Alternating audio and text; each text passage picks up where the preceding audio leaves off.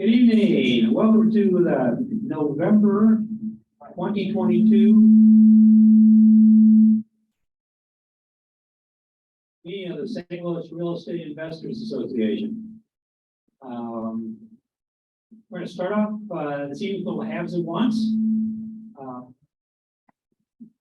And we usually let our sponsoring vendors say a few words. We got JM Real Estate Capital here tonight.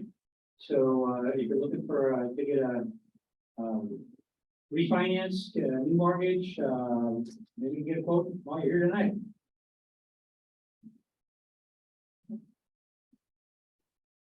Thanks for your time. I'm with JM Real Estate Capital. We lend money for any kind of real estate transaction that get involved in new construction, rehabs, fix and flips.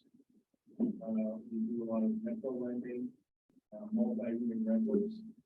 We will lend for a lot of properties that the banks involved in. Our rates are very competitive. LTVs are more value. It's also very competitive, generally higher than what you get through the banks. We're located headquarters-wise in New York and Atlanta, but we do business in all 50 states. I've been talking at these meetings for probably about a year now, it seems like that long anyway, about the topic of interest rates. And the fact that I felt that interest rates were going to be going up potentially very sharply. Not because I'm a Nostradamus, but I've been around a long time. I've been in the financial markets. And when I was a young man, I got involved in the business with mortgage rates of 19%. And I saw them over a 40-year period of time, as I became an old man, my grandfather, that they bottomed at 2.5% a few years ago. And then they started to move up fairly aggressively. The one thing I can spot is a trend. And I will tell you that in my experience, during that period of time, when the rates were 19 and they started to come down, nobody with any pedigree or credentials predicted they were going to go down to 2.5%. Nobody.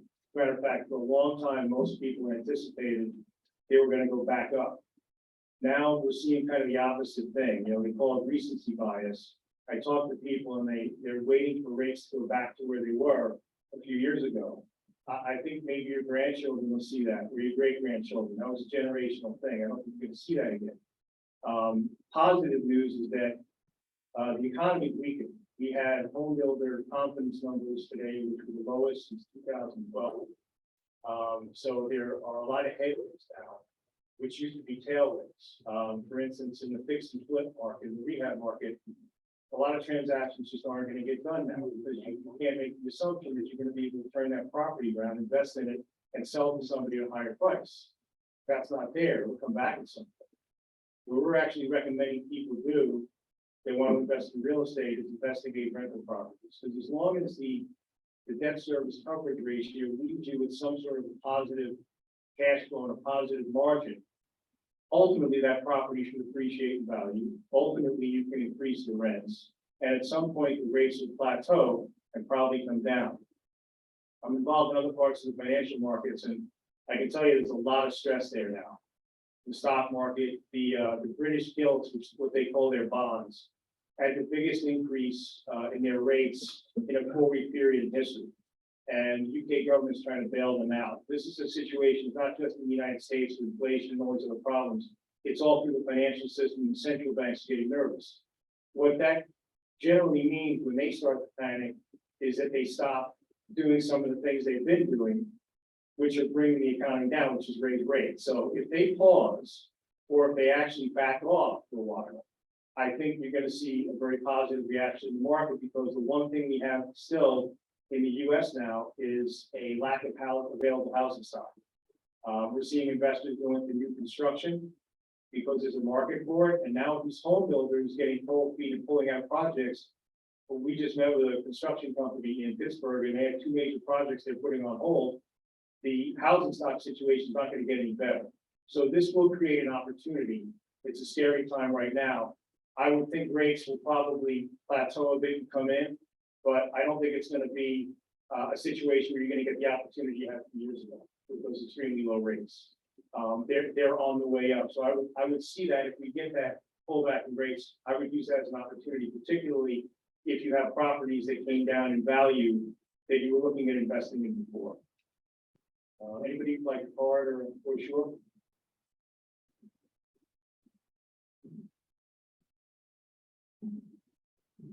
Okay, thank you. Anyone else have any haves and wants, anything real estate related? You got a property under contract that you're want to looking to assign, get an assignment on or something? Yeah, okay.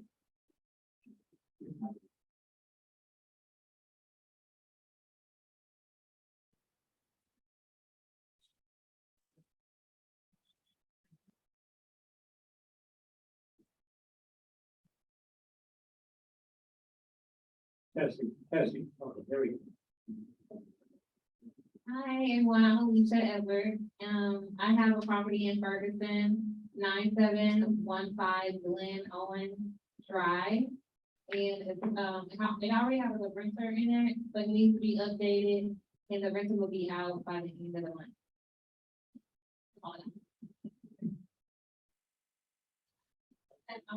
It's gonna be for 70. Anybody else? Hey, how's everybody doing? My name is Albert Ellis. This is my first time here. I'm just entering into the world of wholesaling. So I came here intentionally to meet some cash buyers. I want to network. And so anyone amongst you all are cash buyers, please, can you just raise your hand just so that I can see? I want to get your number before I leave. Okay, so we got some cash buyers. Currently, I have a property under contract ready to be assigned in the 63136 neighborhood, Hathaway South, kind of 270 Dunn Road or 270 in Pershaw, right in there. That property is being assigned for 80,000. So if you're interested, I'd love to speak with you, and even in the future, other things that will come through the pipeline. If you have buying criteria, certain places that you like to buy, I can do all of that. So I definitely want to leave with some phone numbers this evening. Okay. I'm sorry. Let me give it back to this young lady. Thank you. Guys, I'm sorry, but I have to run. But if you guys want my business card, just let me know. Okay, anybody else have anything real estate related? You're looking for a property maybe. Is it not time to put it out there? Maybe somebody knows something coming on the market. Or a service. If you have a service to offer to investors, I don't see our HVAC guy here tonight. I think he's upstairs in the dance floor. He's also a member of the club upstairs. Anyway. Okay, I didn't forget to, you said your first time. Any other first time people here tonight? Raise your hand. Great, okay. Glad to have you with us. You got something else to say? Okay. How's everybody doing? My name is DJ. I have a residential paint company, so if anybody ever needs, tenant just moved out, you want to get a repaint or rehab, whatever you guys want, I got business cards and I can also give out my number, so feel free to talk to me. Do a what? Oh, 314-608-4827. 314-608-4827. First. Always looking for a good favor. Thank you.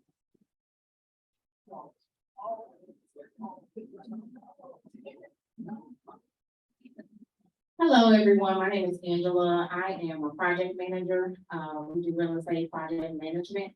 So if you have properties where you need, whether it's turnkey, make ready, whether it's rehab, new cabinets, new furniture, whatever you need, new floors, whatever, we have everybody. We have licensed electricians, we have plumbers, we have contractors, we have everything you may need to actually get your property up and running. So if you all want to have my business card, I have absolutely have a bunch. I'll pass them out. All right. Okay, thank you. Anybody else got it? Any buyers agents out there? I have a 3-bed, 3-bath available between Maryland Heights and the Creve Court, and it is going for $315. Okay, want to give, My phone number is 314-486-0231. My name is Jay. okay. Hey, Marlon. Hope you got something for us tonight. My name is Marlon Clark, 314-292-9077. I got a four-family, in Arkansas. I think it's about 165 with, 3 units are rented, 1 unit is vacant. It does need some work though. I can give the information, just text me, again, 314-292-9077, and just put four family, and I'll text you the information on it. Okay. Anybody else? Got anything for us tonight? Has it once? If not, we're gonna do a little business here tonight, because we are a not-for-profit. We're a 501(b)(3), I believe it is. And all our, we're run by members for our members, for the educational opportunities and networking opportunities that we offer to investors. And we're all of the people that run this we all volunteer our time. There's no paid positions.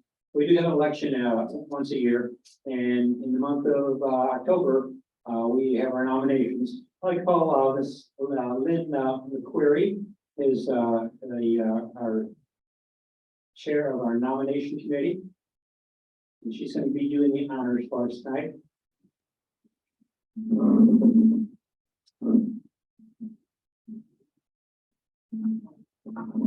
Thanks. Good evening. My name is Lynn McQuarrie. I'm chair of the nominating committee. The nominating committee has a responsibility of receiving nominations, confirming the willingness of those nominees to serve, and validating the qualifications of those nominees according to the bylaws of our organization.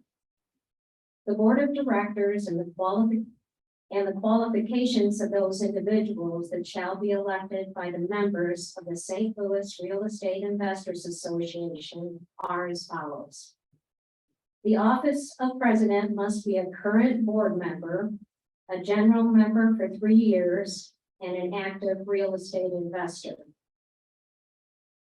The offices of vice president, treasurer, secretary, and membership chairman must be a general member for 2 years and an active real estate investor.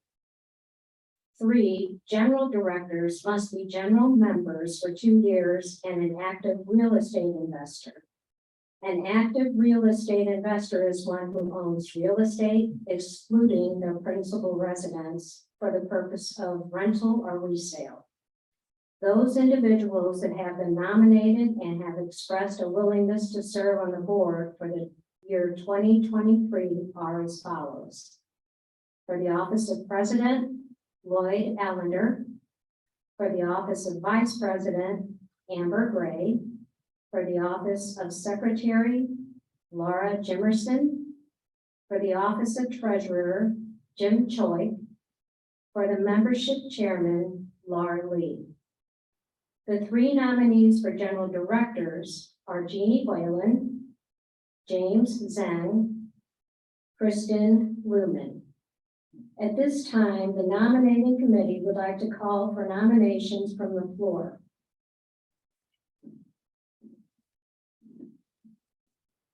Hearing no additional nominations, I will entertain a motion to close the nominations.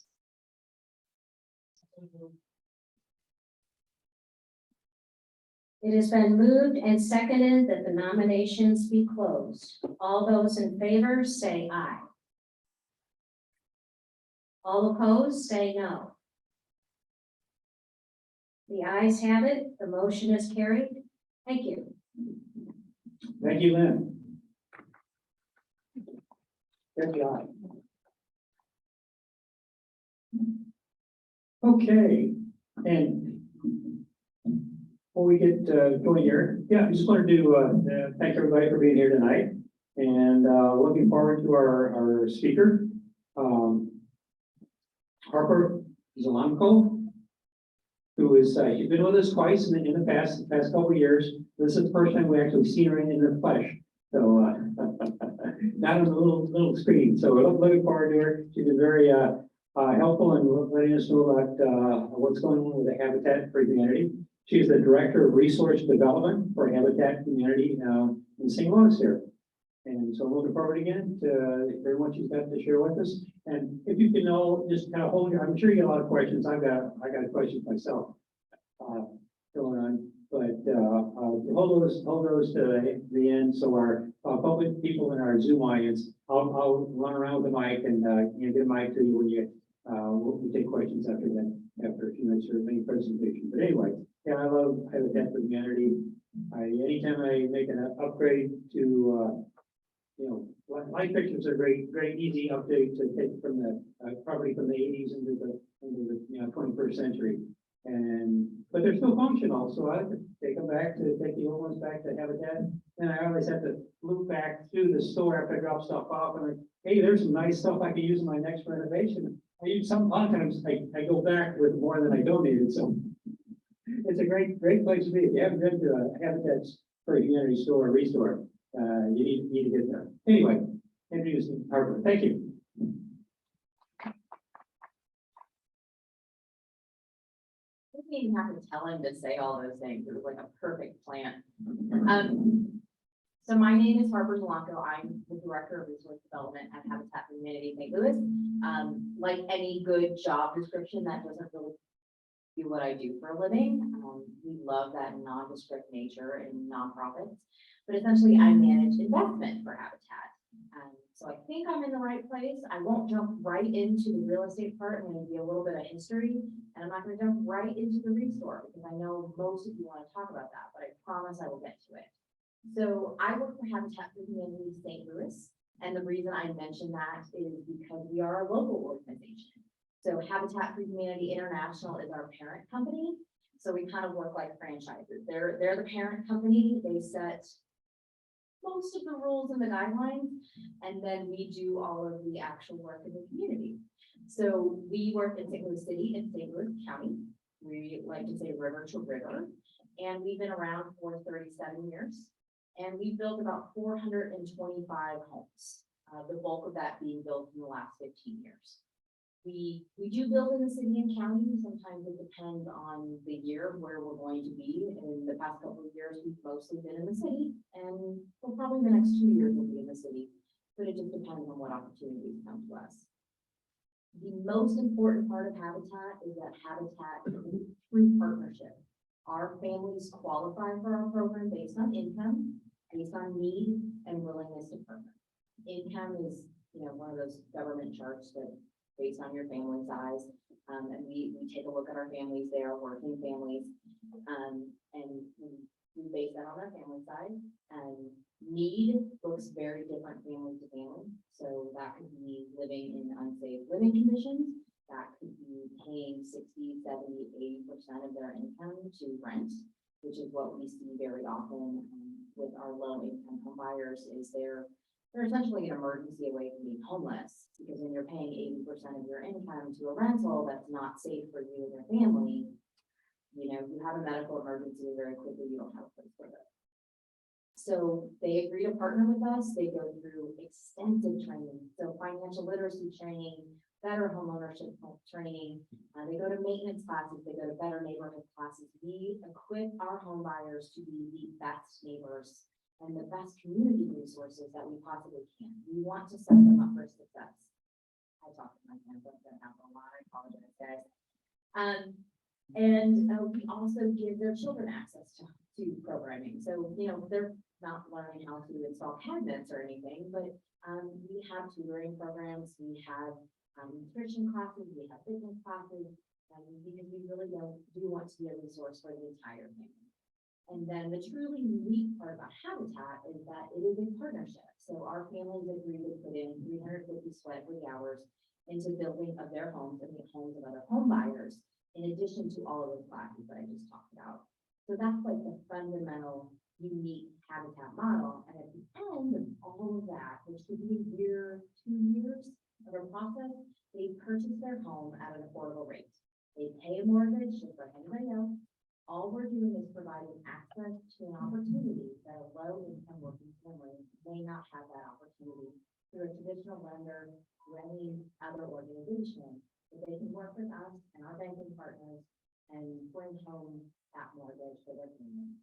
It's a great way to build generational wealth. I've got a lot of you got into that for that very reason. It's a great way for families to get a leg up in life. They have a stable place, they have a way to build wealth instantly for the next generation. So that's fundamentally who we are. We also do a lot of what we do with volunteers. So we have total novices who come to us on a weekly basis and build their habitat. Some of them are coming through corporate partnerships, some are individuals, some are business owners. Some of them donate for that privilege. They come out with us and they make that investment in habitat so that we can bridge our affordability gap. And some people are just volunteers who really like our mission. So I would say if there are some of you that are looking to hone some of your handy person skills, habitat is a good place to do that because we're going to train you to do it. We're going to train you the habitat way, so I can't necessarily vouch for your own skills once you're on your own. The habitat builds to a very, very high standard. Our sustainability is off the chart. So most residential builders are building to be platinum sometimes. Some of them are building around that. We actually build to net zero. So we're building above platinum standards. And that's because it doesn't make sense to build affordable housing and have the utilities leak out the windows. We want our houses to be tight, we want utilities to be where they should be, and we want all of our building practices to make sense for the home buyer that's going to be in it, the neighborhood that they're going to live in, and the earth that we all need to continue to live on. So we have very, very high standards in all of our building practices and all of the materials that go to our homes. Like I said, we are always looking for volunteers, especially we call them construction leaders. So you can actually go through a construction leadership training program with Habitat. It's not really designed to be a pipeline for people who are doing real estate investment, but I guarantee if I get you out on the site, probably gonna get you invested in our mission as well as your own mission. So you can come out, work with us, work alongside our families, train on skills like installing siding, installing flooring, which is really a big one, installing cabinets, painting, all of those little things that we do on the Habitat site.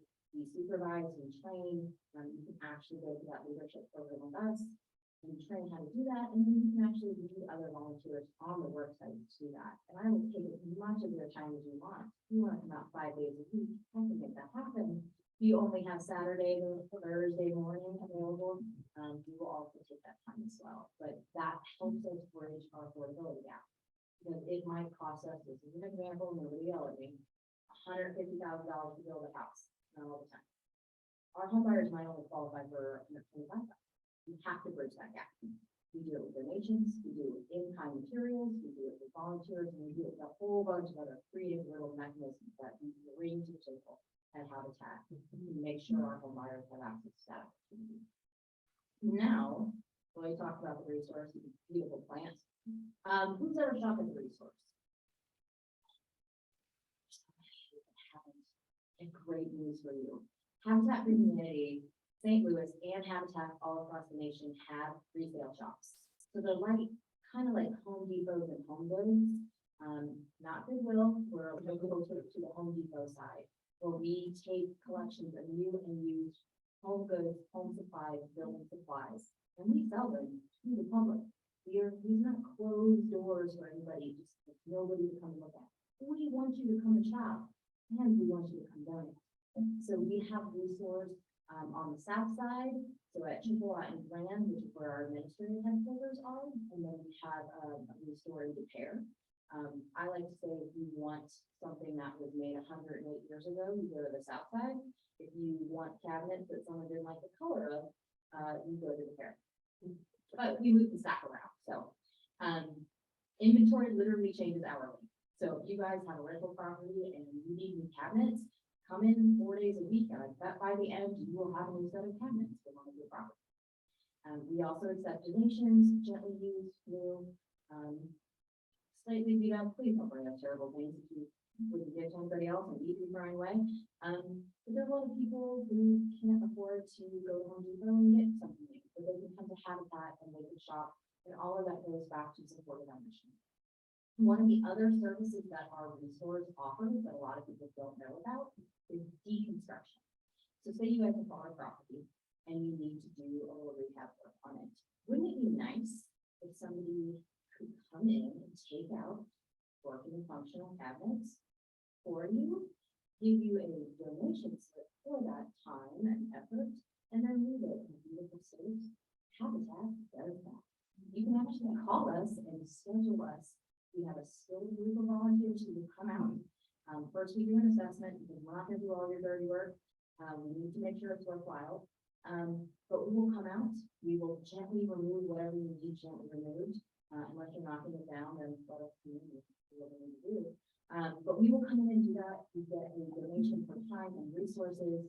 We would love to do that for you.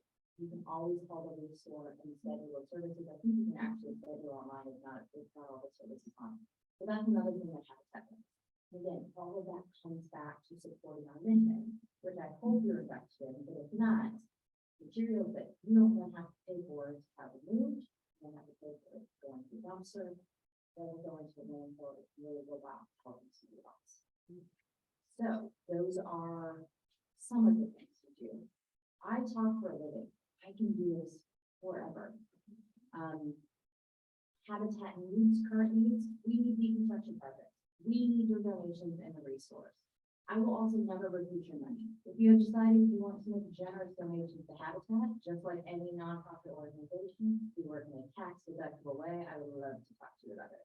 But we're also looking for unique partnerships. So if there are other things that you guys think might fit in with Habitat, it's certainly possible. One of the big questions that we very often get about our home buyers is where are they living? How do you get the real estate for them?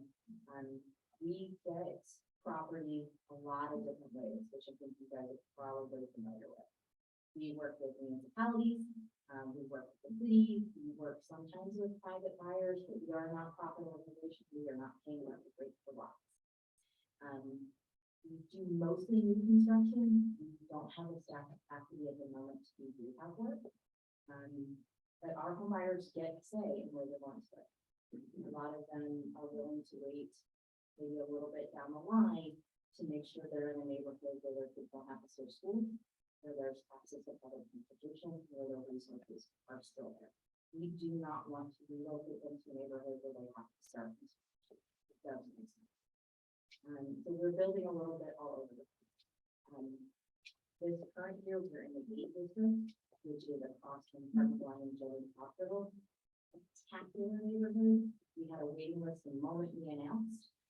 There were 4 houses, thrilled to have them. We finished neighborhood in Tiffany about 2 years ago. We're going to be finishing up a neighborhood off Shamrock Bridge Road where we have 7 houses and we're putting in 6 more. That's a little more densely populated than we normally do. We do a lot of infill. We don't do a lot of Habitat take over neighborhoods anymore because we want our home buyers to have choice in where they're living. It doesn't make a lot of sense to tell them where that is. The biggest financial decision of their life, and we're not going to live for it. We're also going to have a house in University City that actually is going to kick off on news next week.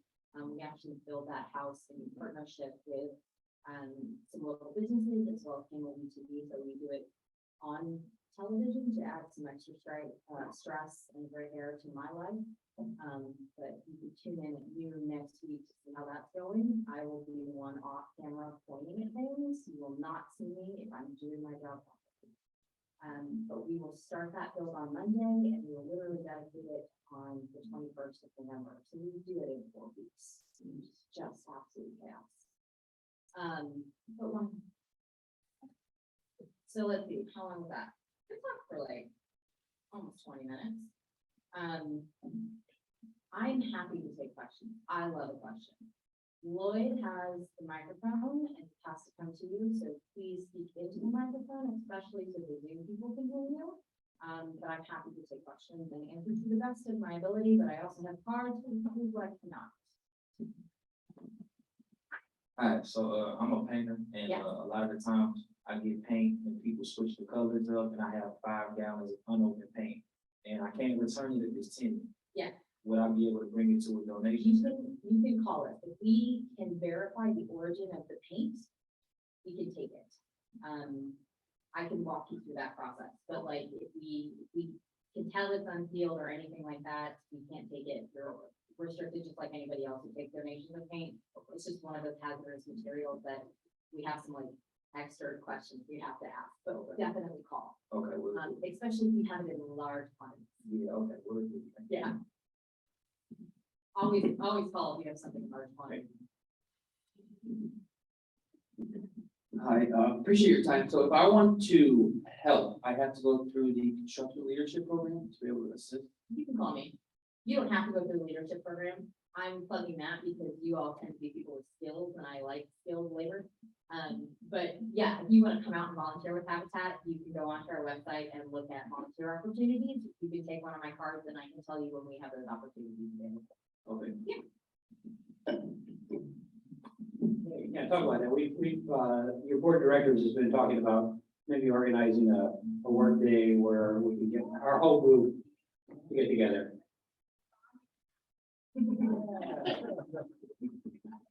So we see, well, I got the mic. You see, hands that, would be willing to do that? Yeah, okay. So there's definitely an interest. Okay, super. Okay. Nothing bonds you together like shared sort of music muscle. Yeah. Never Yeah. do something like that. To what extent do you guys work with property management companies on a continuous basis? I would say not on a, because our properties are homeowner owned. We're not doing rentals, we're not doing anything other than single family at the moment. I'm not to say that it would happen down the line, but right now there really is not a lot of them. Thank you. Okay, who else? Okay. Ladies first, a real gentleman. You mentioned demo services other than just removing the usable things that you guys can resell at the restore. What would like an assessment process look like? I mean, as far as, You basically would just need to give us a call. So we do call it, and this is very specific, it is deconstruction, not demolition. So we're not gonna come in and move walls for you guys. But yeah, you need an entire kitchen, taken out, if you've got bathroom stuff that's reliable, if you've got flooring that can easily be removed. Those are things that we can do. We always do an assessment beforehand. So we're gonna come out, take a look at it and be honest with you, yes or no. So it's always worth a call. We'll ask you some questions over the phone. If you can send us pictures, and we might even be able to do it by email and save everybody a trip somewhere. But if you've got viable material, we can usually tell you from our photo. okay, so if the materials are not viable, do you guys offer like a viable service, instead of a volunteer thing? Yeah, sorry. We have to draw a line somewhere and it's that we're moving materials for you that we cannot use. That you can't use? That you can use, you mean? If it's product that we cannot use, Yeah. we're not going to take it out for you. Okay, that's what I wanted to clarify. Yeah. Gotcha.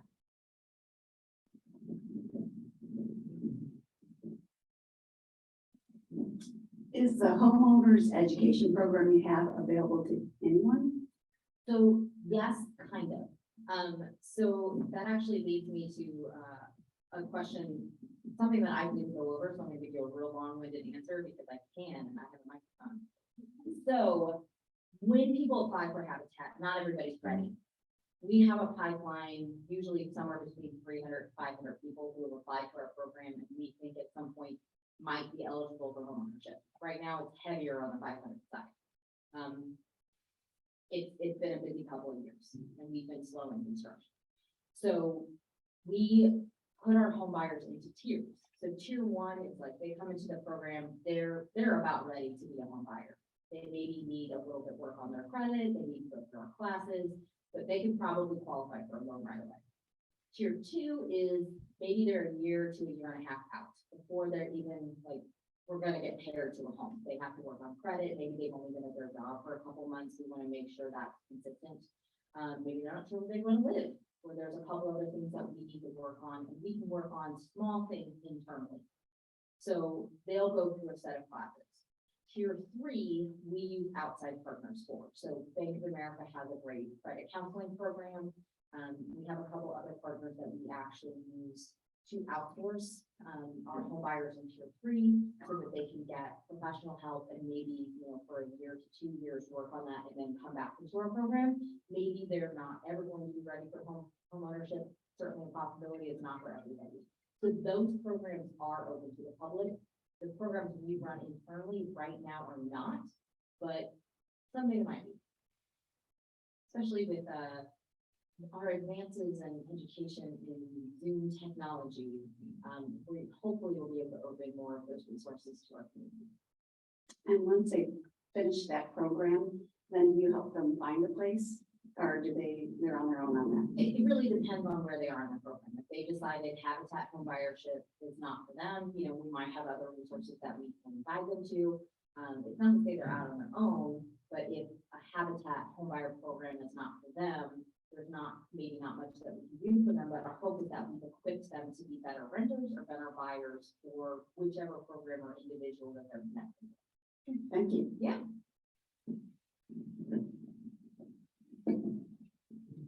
All the way in the back. Hey, Hey. got somebody. Oh, somebody online? Yes, thank you. Ann would like to know if you would accept glass items. Example would be like glass shower doors or storm doors. I believe we do, as long as they're intact and we would hope that you have, all the mechanical mechanisms, so like you just found one out back and you can't connect it to anything and you're gonna have to jerry rig something else to install it, probably not. But most, like if you have all of the pieces, you bought it and it doesn't fit, and you're embarrassed and don't wanna take it back to Home Depot, come see us. I have been there. So you can always call. It never hurt to call and say, hey, I have X item, can you take it? But for the most part, if those things are intact, we would be happy to have them. Anything else? Okay. Back up here, Jim. So I have two questions for you. Yeah. The first is, you said that some people, homeownership just isn't for everybody. Do you provide an outlet or a connection for those who don't end up buying a home and instead go toward renting? I'm gonna say no, just because, first off, we are an affordable housing organization. We cannot vet rental agencies as well. I think, we've probably come across organizations that we can speak highly of. But in our true nature as a nonprofit organization, we have to be very careful about who we're recommending and who we're not recommending, and what those lines look like, especially because a lot of our clients are low income. Unfortunately, they're very often taken advantage of in the housing market and the rental market, and we want to make sure all that integrity is in place. So it's not to say that we don't have resources, but we're very careful with resources we're responsible to. Yeah.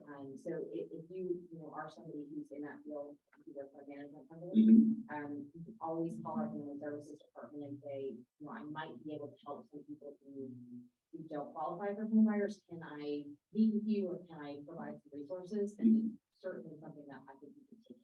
Okay, definitely. When it comes to helping them find a home, does Habitat have agents, or how exactly does it work when it comes to? So we do Real our estate own agents. property acquisition. Mhm. So we almost never build a home without a home buyer in place. Just how large our pipeline is.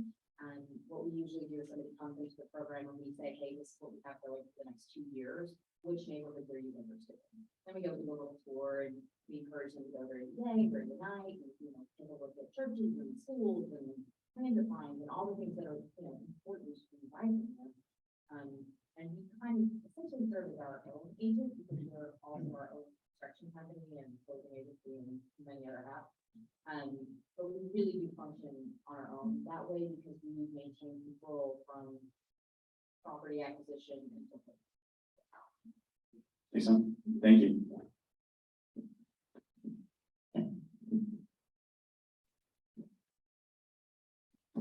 Hey, thank you for being here Oh, happy to and be thank you for the wonderful work that you and your organization does for St. Louis. I wanted to ask in respects to the infill lots, that you mentioned, do you guys have a particular buying criteria or like price per square footage or building price or I anything like really that? can't say that we do, because it's so neighborhood dependent. And we don't have a buyer for a lot, we're not usually going to acquire it. We also have to, again, keep that property affordable. There used to be considerably more subsidy dollars that would help with real estate acquisition. There's not as much of that anymore. Sometimes we have money to assist with that. So there's definitely not a like, here's our square footage, this is what we would prefer. There's certain neighborhoods that we know are more desirable, but we don't have a direct rubric. It's really just, you know, hey, do we think we can build a couple of houses here? Do we think we can have home buyers safely and successfully live here? And usually our family services department works with our real estate development, I can say department, but it's one person, his department, to decide, you know, where is it going to fit into the construction schedule, who in the homeownership pipeline would fit it. We just try to make sure those pieces fit. Yeah. So if I, as a wholesaler, if I come across land. Yeah. You all are open to me presenting. it Yes. to you? You can call us. Michael Powers is the person who does real estate. He's on the website. We like to be transparent, so you can find him on there. His email and extension is on the website.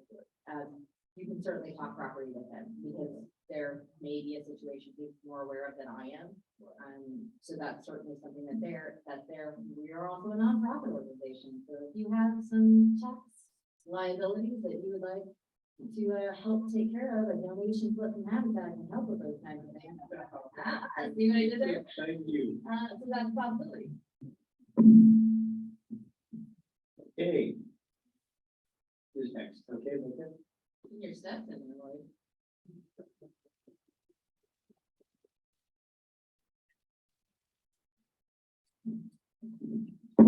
Okay, so since it takes about $150,000 to build a home from scratch, I don't understand why when you can buy houses for $25,000, $30,000 and rehab them, why that wouldn't be more cost effective to get more people housing faster. I don't. So when you're rehabbing a house for $25,000, you're not usually putting $5,000 into it to rehab it, right? And then send it back out to the world. Right. You have to put an investment into it. And depending on the neighborhood, we maybe can't get a home buyer there. Or maybe you guys, has anybody taken on a rehab project and it turned out to be a lot more than you ever expected it to be? Yeah, if anybody says no, you're liars. So we have taken on rehab projects. That's not to say that we don't do that. For the most part, what we do is new construction. That's, again, not our be all end all, but for the most part, it's easier and faster and sometimes cheaper to do new construction in a neighborhood, especially to the sustainability factors that we like to build to. Just totally didn't change there in the middle of my sentence. Some of those houses that you can buy for that property happen to be in historical neighborhoods, and there's a lot of strings attached to how you're gonna build.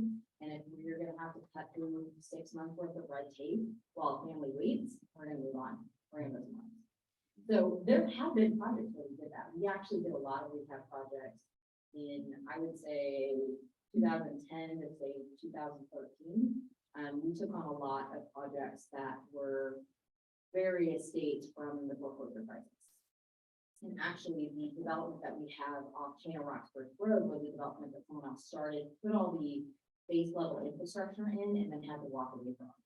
So Habitat came in and we did 14 houses in one neighborhood, which is not usually how we build, because a developer couldn't finish it. So, I mean, that's a long-winded way of saying, yeah, we could do that. It's also a staffing issue. Rehab is very different from new construction. We do a lot of what we do with volunteers. it can just be a lot harder to do rehab work with how we build with our staff, with our contractors, with our volunteers. So it's a lot of different things, but it's certainly not something we say we're never gonna do. If it's a right opportunity, yeah, I think we would entertain that, but right now, we only have new construction on the books. Thank you for answering that. And then my other question is about LRA lots Yes, that I know people can get for free if they mow it for a year. I don't know all the parameters, but I know they're trying to make them as lenient as possible so we can move some of that property out. We have, taken LRA lots in the past. Again, it depends on the neighborhood. Sometimes those are really wonky lots. And they may be in a very desirable neighborhood, but if you have to figure out how to build a house on one of those lots, it's really hard. They take up shapes that don't actually have names in English language. And we have great architects, but we're also not gonna put weird houses in neighborhoods. We want our houses to be the nicest houses on the block, but we also want them to fit in. We don't want our homeowners to be relatives. So if they're in the weird wonky house lot, we're not doing our job. But we definitely, probably not every year, but fairly frequently take some of those lots. And we also work with municipalities to work on getting property. So, there are some, not naming names, some institutions in St. Louis that have held on to property and not developed and have recently started putting those properties out to developers. We can bid on those properties just like anybody else, and that's actually how the district houses came to us. Was SLU has their own redevelopment agency, and we were able to bid on those projects and be one of the bidders that was selected. Hopefully more. Putting that out to the university is a great neighborhood. Okay. You're next, okay? I have several questions. One is if you go to, do you have a website you can go to and look at houses that you've built? Yes, I'm trying to remember if we have, so I know we have a map. I think on the map it has like, here's an example of the Judgment Standard we have. It's not like our whole comprehensive look, so habitatstl.org. But if you scroll through it, you can see a lot of the houses we have. Our Facebook page also has more extensive pictures, but we don't publicly put out all the houses that we have available because again, we want to be respectful of our buyers' privacy.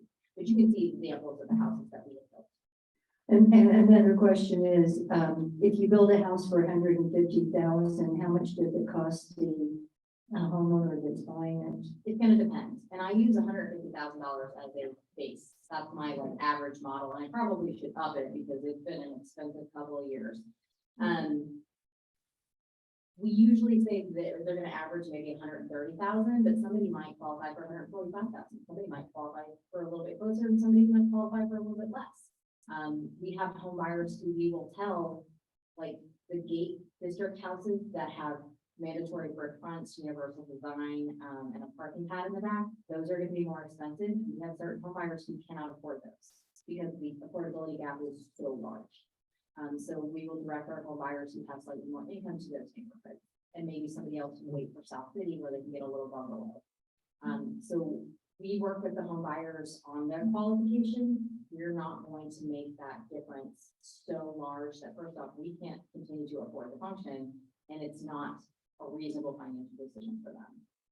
So it varies absolutely home buyer by home buyer.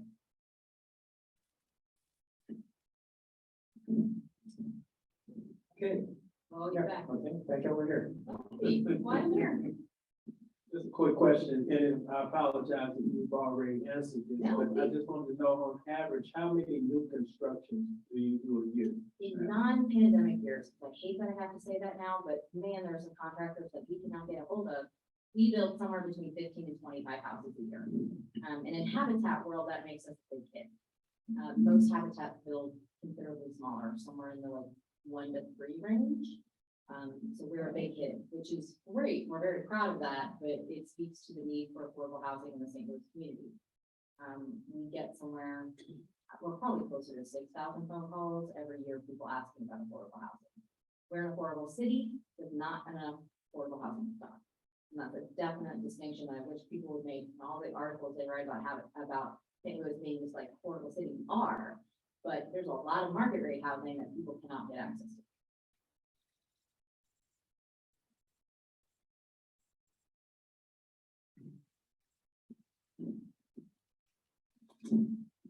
I'm going back to the rehab question that you Yeah. had.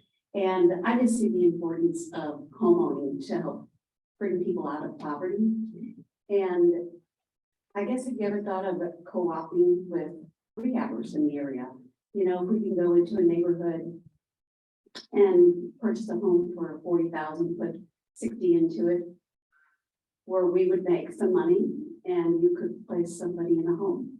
I can't say we've never thought about it. I don't know if we're actively thinking about it.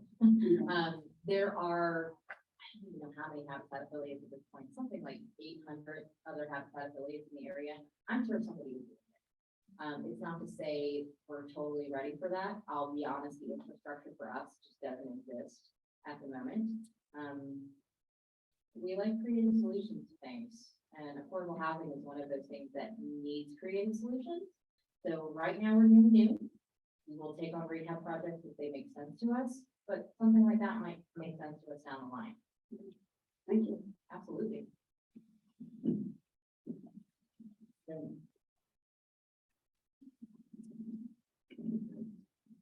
When is your next volunteering orientation? All right, so I don't have an active volunteer orientation on the books. And there's a reason for that you guys will all understand. Contractors at the moment in certain fields are very hard to pin down. And we have been waiting to pour the concrete on 6 houses for many weeks at this point. I don't want to put anything in the books until I can assure work.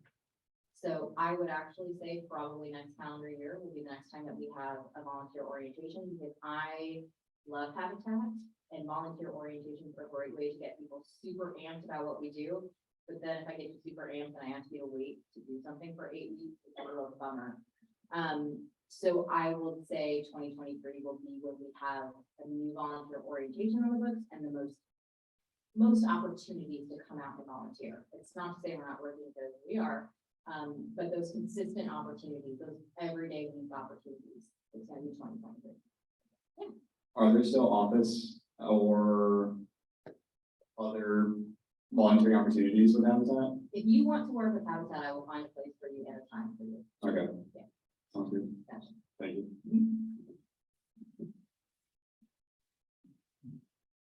Hey. Anybody else? Okay, one more.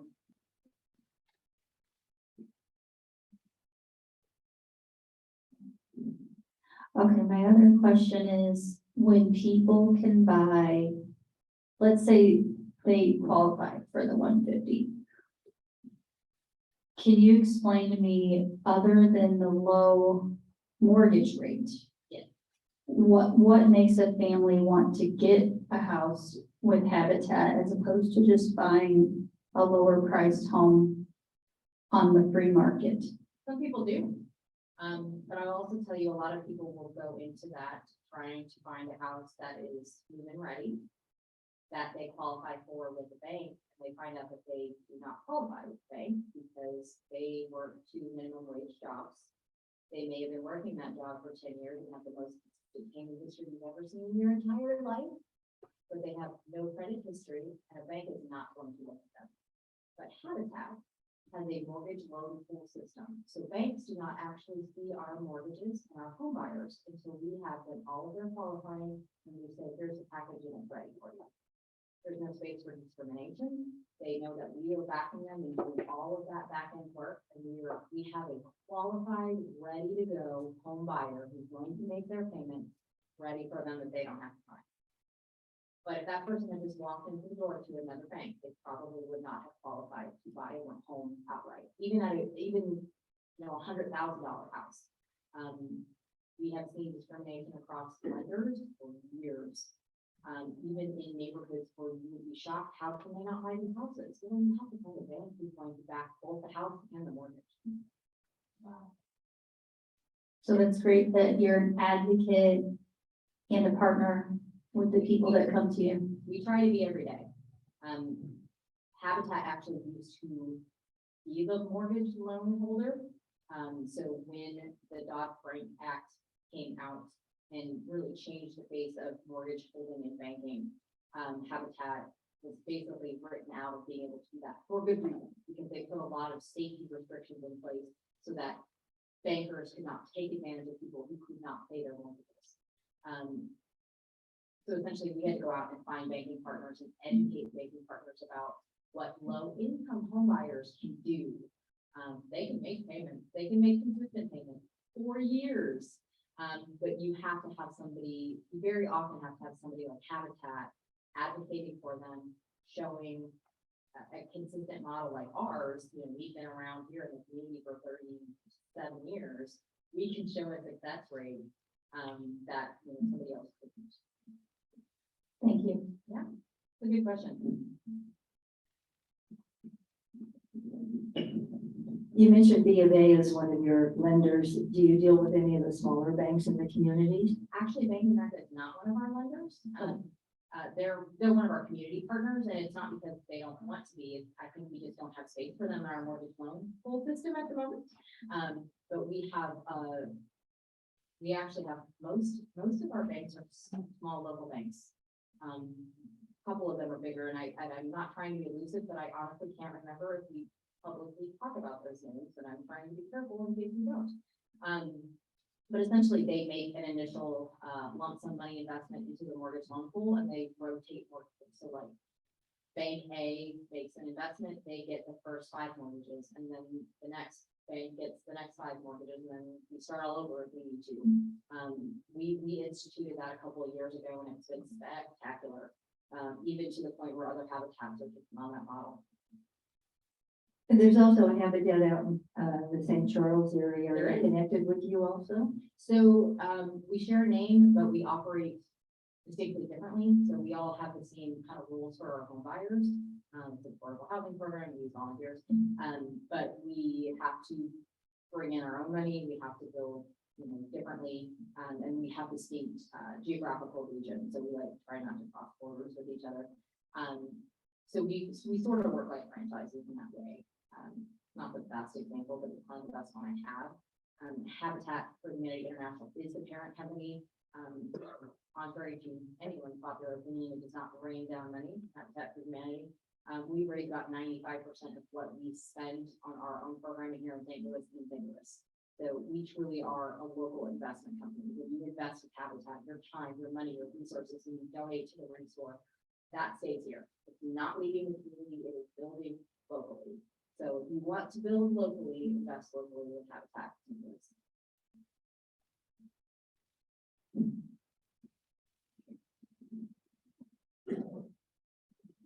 Hi, I just have a question. Is if a person that buy the house through your institution, is there any rules after like the owner can sell the house after a certain amount of time, or like rent it at the end, or stuff like that, or what are the stuff that they can know or if they can do it? That's a good question. So yes, there are rules. They are a home buyer, so they have purchased a home. So we talked about the affordability gap. We look at the appraised value of the house, and there's a second floating mortgage for the appraised value of the house. If somebody comes in, buys their house, wants to sell it the next day, they're going to have to pay the difference between the appraised value and what they bought it for. They're not going to make an instant profit. That has to come back to Habitat. Habitat also has the first right of purchase for a certain amount of time. That amount of time does forgive after a certain, it depends on the mortgage. But honestly, if somebody 10, 15 years down the line sells their house, they move in the neighborhood, they get a new job, that's a success. We are thrilled and we want to talk about it. They're a home buyer just like anybody else, and we're not going to put extra strains on them to keep them from moving that investment. But if somebody's looking to like con Habitat for their home buyer program, they're in for a long haul. Because right now it used to be about a year. Right now we're 2 to 3 years. And then again, you have that second forgivable mortgage that's in place to prevent anyone from making an instant profit.